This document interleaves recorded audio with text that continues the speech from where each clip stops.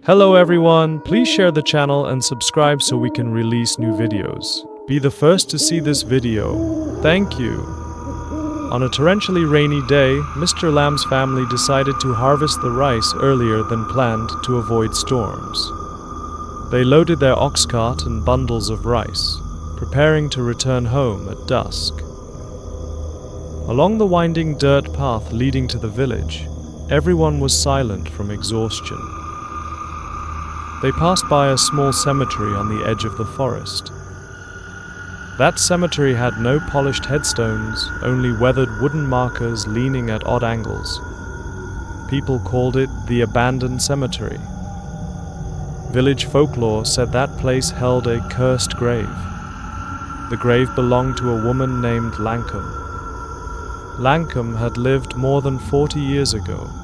Her husband abandoned her deep in the jungle. No one knows the full truth, but she died of starvation in the forest. When she was buried, the villagers laid her at the edge, far from the others. They believed she died full of resentment. Thus, no one dared approach or speak her name. Mr. Lamb always warned his children, "When you pass by, don't look, don't point." That night, Mr. Lamb led his wife and children home. Cold wind from the forest made their lanterns flicker. The dim light cast eerie shadows on the leaning grave marker. Mrs. Lamb shivered when she glimpsed the tomb. Their young son nervously tugged at his father's sleeve, saying, "Dad, I saw someone sitting there." Mr. Lamb just smiled and kept walking. 3 days later, Mr. Lamb's nephew had trouble breathing. He ran a high fever and complained of a heavy weight on his chest. The family panicked and called a village spiritual healer. The healer burned incense and paper offerings. He declared, "You have offended Lancom's spirit." The family protested, "We merely passed through." The healer explained, "Your nephew pointed and mocked her." Lancom's spirit took it as an insult. She lashed out at the offender. The healer said they must offer a proper sacrifice. Their first offering was a live cow. They bought a cow from the village and brought it to the grave. They tied it to a stake and performed the ritual. The healer chanted prayers throughout the night. The next morning, the cow was gone. Instead, it stood in Mr. Lamb's yard. It was scraped and covered in mud. The villagers whispered in shock. The healer, bewildered, confessed he'd never seen this before. They retied the cow more securely. By dawn, it had returned again, exhausted. This repeated for 3 consecutive days. The cow grew weaker and more pitiable each time. On the 4th morning, the cow lay dead in the yard. Its eyes were wide open, tongue hanging out. The family wept over its tragic end. The healer announced, "Her spirit refuses a living offering." They needed a treasure of sentimental value instead, so they gathered all their silver and jewelry. Under cover of night, they buried it by Lancom's grave. The healer advised them to stay away for 7 days. All week, they avoided the cemetery. Their nephew's health gradually improved. They thought the curse had been lifted. But on the 7th night, odd sounds came from outside their home. A rustling noise as if someone were moving objects. The family was too frightened to open the door. At dawn, they found silver scattered across the yard, as if thrown back from the grave itself. Faces turned ash white in fear. The healer lamented, "Her spirit still rejects us." From that moment, strange occurrences plagued the household. Belongings disappeared only to reappear elsewhere. Shadows flitted past windows at midnight. Mrs. Lamb often woke in the dark, sensing unseen eyes. The children cried out, "Aunt Lancom," in their sleep. Eventually, they resolved to move away. The healer urged them to leave as soon as possible. The family hastily packed their belongings. Reluctantly, they took a final look at the old house. Mrs. Lamb whispered, "Let's start anew." At first light, they departed. No one dared glance back at the cemetery. Years passed, but the abandoned cemetery remained untouched. Lancom's grave overgrown with weeds. No one dared tend to it. The legend of her curse lingered on. Travelers sometimes reported hearing murmurs. Others glimpsed a pale figure in the moonlight. But none dared investigate further. The tale passed down through generations. Every villager knew the warning. Do not stop, do not stare, do not speak of Lancom. Anyone who disobeyed met misfortune. Some lost their jobs, others their health. Occasionally, stray cows wandered into yards. All believed it was a bad omen. The cemetery became a forbidden zone. The nearby stream's current felt stronger than before. On full moon nights, its water turned dark. Locals said they saw her reflection in the stream. The legend originates from her bitter fate. A woman abandoned, her heart full of torment. Villagers warned their children solemnly. They forbade pointing or speaking her name. Decades later, villagers still recount Lancom's story. Children were taught, never approach that grave. Even during temple visits, they avoided its path. They believed her spirit still lingered. They burned incense at crossroads to ward off evil. Some hung wind chimes as protective charms. The chime's soft tinkle was meant to dispel darkness. Yet the sound itself unsettled many. Curious outsiders occasionally ventured there. Few returned unscathed. Some went mad, others fled in panic. A few left the village without explanation. Local media once dubbed it the Cemetery of Doom, yet nobody dared photograph it. Cameras malfunctioned, batteries drained inexplicably. One group's night vision cameras showed only static. The memory cards emerged blank. No one risked a second attempt. One summer, archaeology students arrived with modern gear. They sought to excavate the site and study its origins. Initially skeptical, they mocked the local warnings. They began digging at dawn. Using drills and seismic scanners, they worked all day. By afternoon, rain began to pour again. One student cradled his head in agony. Another grew nauseous and dizzy. On the second day, they uncovered scattered bones. The fragments refused to reassemble coherently. They called in local craftsmen to gather the remains. That night, mournful cries echoed across the cemetery. It sounded like a child's wail, lost and abandoned. Then it turned into low moans. Terrified, they abandoned their tools and ran. No archaeological team has dared return since. A renowned monk once arrived to help the spirit. He spent nights chanting prayers by her grave. He scattered lotus flowers in supplication. On the third night, he lost his voice entirely. He could only whisper hoarsely, "I cannot continue."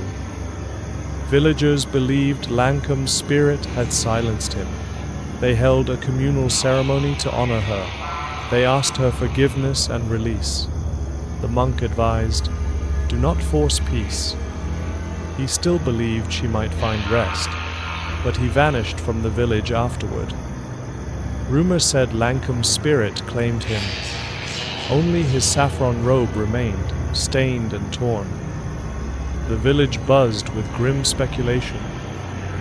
From then on, respect for Lancom's grave deepened. Many built fences to keep people away. The worn path to the cemetery was lined with hibiscus. Their red blooms glowed like drops of blood. When the breeze stirred them, They trembled as if alive. Some swore they saw hands reaching from the flowers. At night, fleeting shapes darted in the shadows. Most locked up early, afraid to linger. A newlywed couple refused to pass by it. They bought land farther from the cemetery. Property prices near the path soared on rumors. Archaeologists found no economic benefit there. Yet locals monetized the legend through spiritual tourism. They sold trinkets carved like skeletal hands. A roadside stall advertised Lancom coffee. Visitors tried the brew, only to recoil at its bitterness. The stall added herbs, making it even more unsettling. One sip sent customers rushing to vomit. Across the road, a bar called Wind's Bane opened. They claimed the wind held spirits. Their fermented soy drink smelled of damp earth. Patrons sneered but stayed away. Neighboring villagers set up a dark cafe. They played ghostly music under dim lights. Business failed. Locals protested the mockery. The cafe closed within a month. Only Lancom's overgrown tomb remained as is. Weeds choked the wooden marker. Every full moon, tree shadows stretched like specters. Bold thrill-seekers live-streamed flashlight hunts. Their videos jerked and glitched before cutting out. They fled in terror, never posting again. Only whispered echoes, "Go away," lingered online. An elder once claimed, "I saw Lancom's figure. She wore a white dress. Her hair veiled her face. She reached out as if clutching at passers-by." The elder wept, recalling the sight. Many dismissed it as legend, but those who witnessed it fell silent. Even the bravest lost their nerve. Lancom's legend became a cautionary tale. Families passed it to their children with solemn tones. Hearing it made hearts race. Listeners lay awake all night, haunted by shadows. They imagined faint laughter in the wind. The laughter was sorrowful, tinged with bitterness. Some youths dared each other to seek her grave. Armed with sticks and flashlights, they found nothing. One youth returned missing a cherished heirloom. He claimed Lancom took it. That heirloom, a silver bracelet, vanished without trace. The boy wept but dared not speak of it further. From then on, families guarded their treasures closely. No one lent silver for fear of loss. Winters grew colder and more oppressive. Nights felt shorter, filled with dread. Windows rattled as if tapped by unseen fingers. Some said they heard Lancom's soft weeping. Others blamed the howling wind, but their hearts refused to believe the breeze alone. The Lancom legend spread online through blogs and videos. Ghost hunting groups issued challenges, yet none returned intact. Some reported paralysis from fear. Others admitted, "Just listening is terrifying enough." Online commentators split into believers and skeptics. A third group declared the risk not worth the proof. No one wanted a close encounter that might cost them sanity. A novelist used Lancom's tale in a horror book. It became a bestseller and stage play. The production terrified audiences. Actors portraying Lancom needed therapy afterward. One actress suffered insomnia for weeks. A planned TV adaptation stalled indefinitely. Scriptwriters grew uneasy from recurrent mishaps. Cameras malfunctioned, lights burst. Cast members quit in fear. Producers cancelled contracts. Lancom's curse became symbolic, a symbol of undying resentment. Her grave remained silent and foreboding. No one dared clean the overgrowth. No fresh flowers ever adorned it. Only wild weeds told her story. Every blade was a reminder of despair. Every fallen leaf spoke of betrayal. Her spirit proved powerful beyond death. It demanded justice unfulfilled, or perhaps simply vengeance. Passers-by paused in contemplation. They vowed never to betray trust, never to leave loved ones destitute, never to break solemn vows. For once broken, they echo beyond the grave. Villagers taught children compassion and loyalty. They taught the weight of promises. They taught that faith can bind even the departed. These lessons etched deep in their hearts. With every retelling of Lancom's legend, they reframed her tragedy as a moral beacon. They warned, "Betray not one who trusts you. Guard your promises with your life. For betrayal births curses unending." Each listener pondered the price of deceit. They lay awake, pondering their own faithfulness. They saw in Lancom's fate a mirror of their deeds. They prayed to depart this world unburdened by rage, to grant peace to spirits left behind, so that no other restless souls might wander.